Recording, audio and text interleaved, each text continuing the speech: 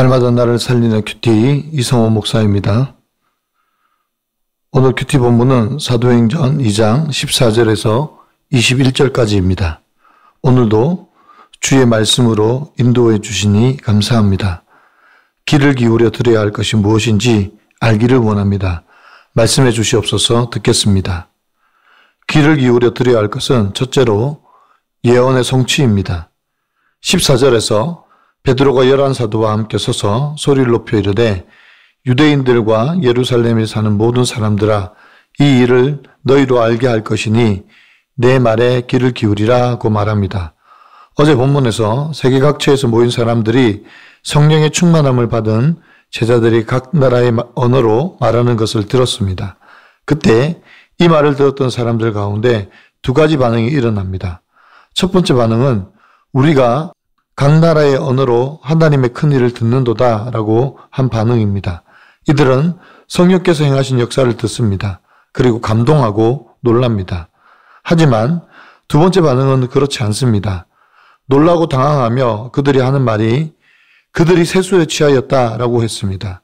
이들은 성령을 통하여 말하게 하심을 따라 말한 것을 세술에 취했다고 조롱하고 있는 것입니다.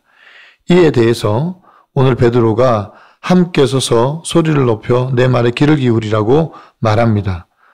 15절과 16절입니다. 때가 제3신이 너희 생각과 같이 이 사람들이 취한 것이 아니라 이는 곧 선지자 요엘을 통하여 말씀하신 것이니 일러스되 라고 합니다. 때가 제3시라고 했습니다. 유대인의 시각으로 제3시는 우리 시간으로 오전 9시를 말합니다. 아침 일찍부터 이들이 세술에 취한 것이 아니라는 것을 확인시키기 위해 성경은 정확한 시간을 말하고 있습니다. 그리고 지금 너희들이 보고 있는 이 모습은 곧 선지자 요엘을 통하여 말씀하신 것이다 라고 베드로 사도가 선언합니다. 그러면 선지자 요엘의 예언이 무엇입니까? 17절과 18절입니다. 하나님이 말씀하시기를 말세에 내가 내 영을 모든 육체에 부어주리니 너희의 자녀들은 예언할 것이요 너희의 젊은이들은 환상을 보고 너희의 늙은이들은 꿈을 꾸리라.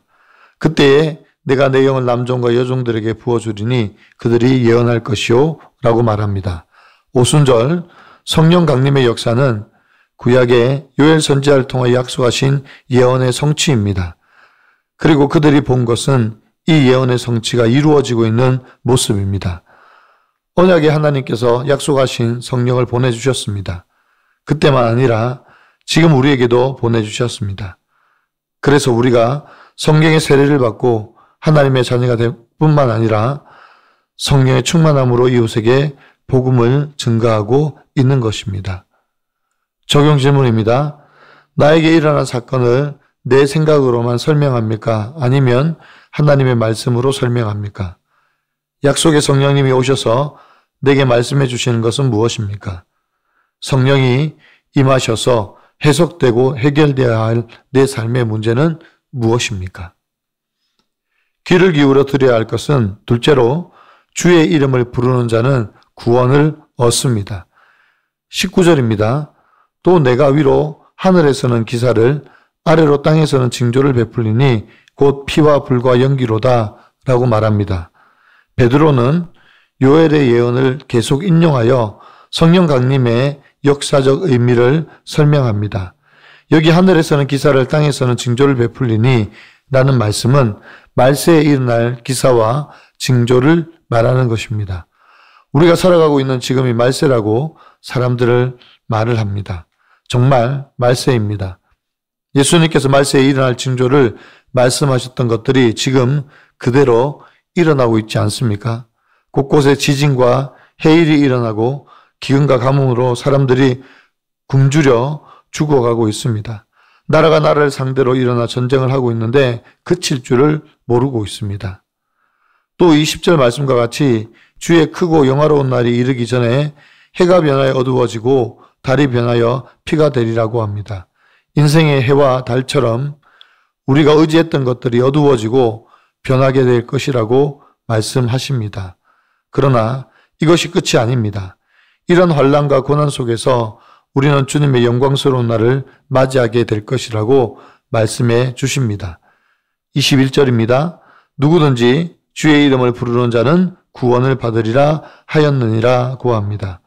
어떤 상황 속에서도 주의 이름을 부르는 자는 하나님께서 베푸시는 큰 구원을 경험하게 될 것입니다. 적용 질문입니다. 말세를 살아가는 우리가 겪는 환경과 상황 속에서 나는 주님의 이름을 부르고 있습니까? 환난과 고난 속에서 주님의 이름을 부름으로 구원을 받은 사건은 무엇입니까?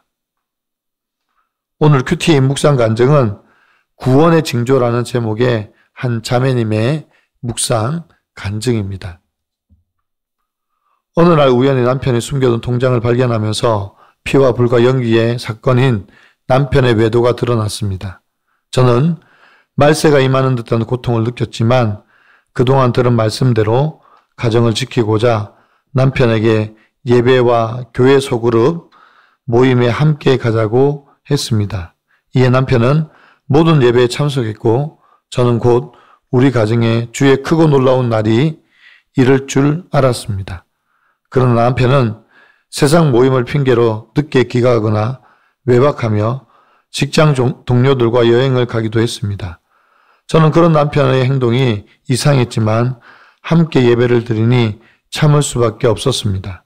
그러던 중 하나님은 남편이 내연녀와 여행 가는 일을 드러나게 하셨습니다. 그러자 성품으로 참아오던 저는 남편의 이중성을 도저히 용납할 수 없다며 바로 각방을 쓰고 남편의 경제권을 빼앗을 궁리만 했습니다. 선지자 요엘을 통해 하신 말씀을 미리 들었어도 이것이 성경에 기록된 말씀이 성취되는 사건임을 믿지 못한 것입니다. 그러던 어느 주일 하나님이 엘리야에게 내가 어찌하여 여기 있느냐 하시는 설교 말씀이 천둥 소리처럼 들렸습니다.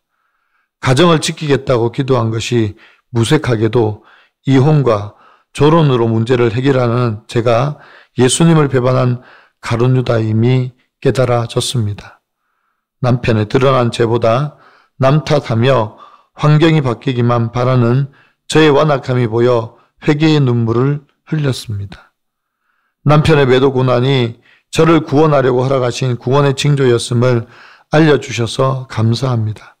이제는 베드로처럼 온유한 말로 주께서 제게 베푸신 은혜를 전하는 사명을 감당하길 소망합니다.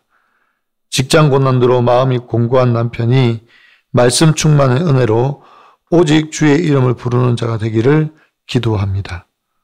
저의 적용은 남편이 집에서 편히 쉬도록 청소와 정리정돈을 잘 하겠습니다. 고난을 겪고 있는 지체들의 어떤 이야기도 끝까지 경청하겠습니다. 입니다. 성령 강림의 사건을 목격하고도 그 역사의 의미를 깨닫지 못하는 자들을 향하여 베드로 사도가 일어서서 내 말에 귀를 기울이라고 말씀하여 증언합니다. 오늘 성령 강림은 우연한 사건이 아니라 하나님의 예언의 성취이고 말세의 주의 백성들을 구원할 하나님의 역사임을 증거하고 있습니다.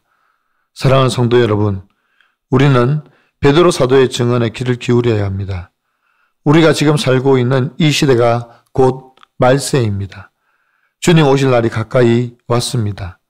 우리 가운데 일어난 모든 사건과 사고, 환난과 고난의 메시지에 귀를 기울이고 시대를 분별해야 합니다. 약속의 성령이 오셔서 모든 예언과 구원을 이루시는 것을 기억하며 말세에 구원받을 자들을 모으실 때 주의 이름을 부르며 구원의 은혜를 누리는 저와 여러분의 삶이 되기를 간절히 축원합니다. 기도드립니다. 주님, 우리 인생의 해가 어두워지고 달이 변하여 피같이 되는 상황 가운데서 주의 이름을 부를 수 있도록 우리 가운데 성령을 보내주심을 감사합니다. 약속의 성령이 오셔서 모든 예언과 모든 구원을 이루심을 믿고 어떤 형편과 상황 속에서도 주의 이름을 부르는 저희들이 되게 하여 주시옵소서. 우리만 아니라 여전히 주의 이름을 부르지 않는 가족과 지체를 향하여 성령의 역사를 증가하며 보내신 성령의 충만을 받도록 복음을 전하는 저희들이 되게 하여 주시옵소서. 그래서 각 사람 위에 성령 세례가 임하여서 돌이키고 회개하여 구원에 이르는 역사가 일어나게 도와주시옵소서. 온 가족이, 온 지체가 주의 이름을 부르기를 소원합니다. 감사합니다. 예수 그리스도의 이름으로 간절히 기도드리옵나이다. 아멘.